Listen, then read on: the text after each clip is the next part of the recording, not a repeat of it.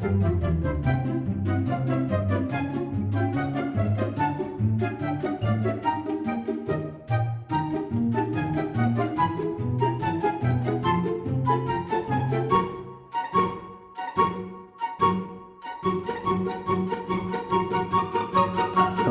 ito try ko siyang guys, buhayin kami ng DC power supply.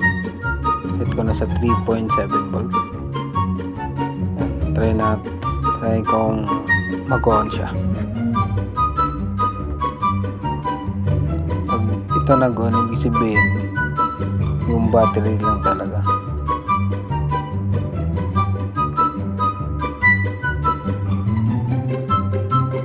Sobrang drain na ng battery.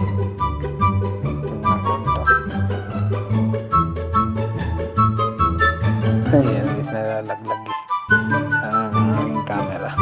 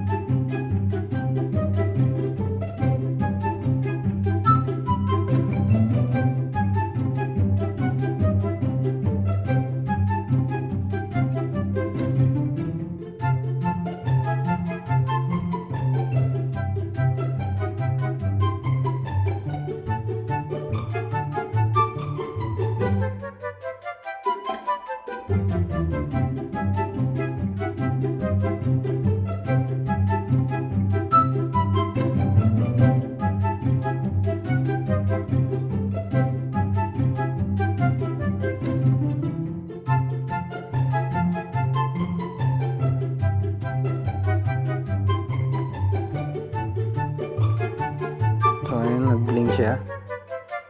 Tanggal.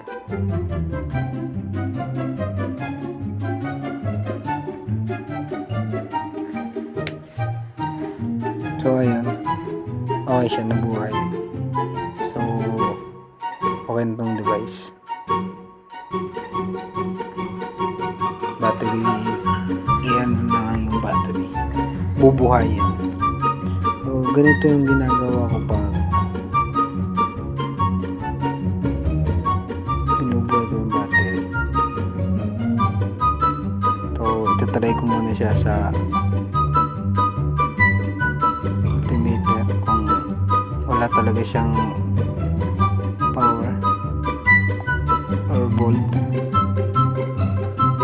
kung drain na drain talaga.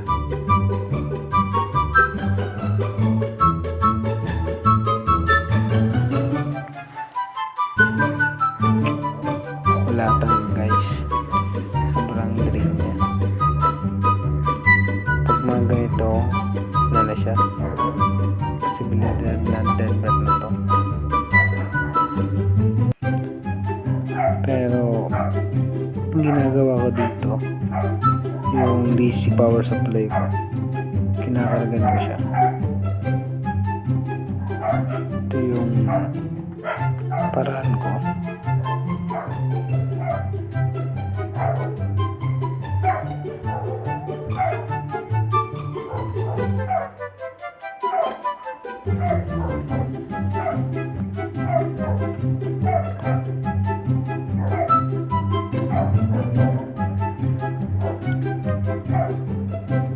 .77 volt. Tingnan nyo guys yung volt niya, napakababa. So 1 point lang. Hintayin muna natin guys tumaas.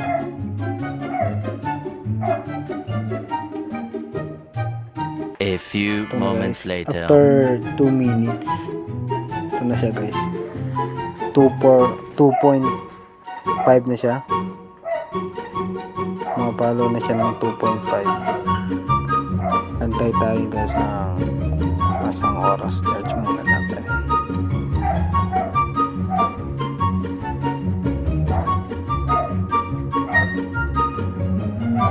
One hour later. So yun, 3.7 na. Pwede na to. So sukatin natin kung may lagay na talaga. So ayan, meron na nga.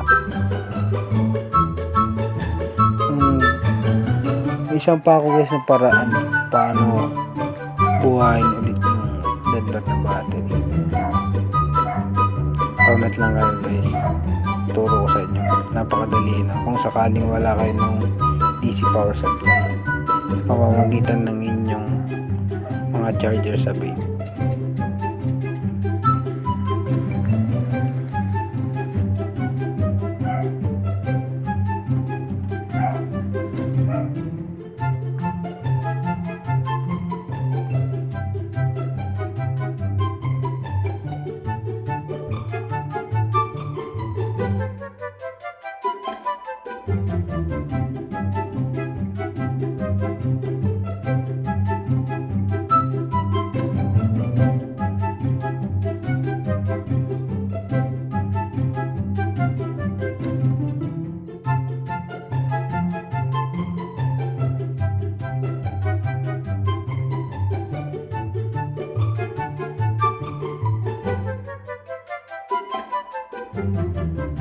Ito, kakabit ko na guys yung battery.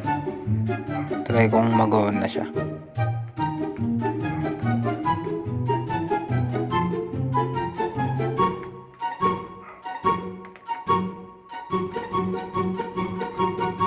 Ito, nag-on siya. Kaso lowbat talaga. Lowbat na lowbat. Pero kinaya na ng battery. Napa-on na yan yung device. I-charge lang. Trinay ko to nung di talaga siya nag-charge. Sinalpan ko ng charger, di talaga siya nag-charge. So ito, okay na, charge na, okay na to.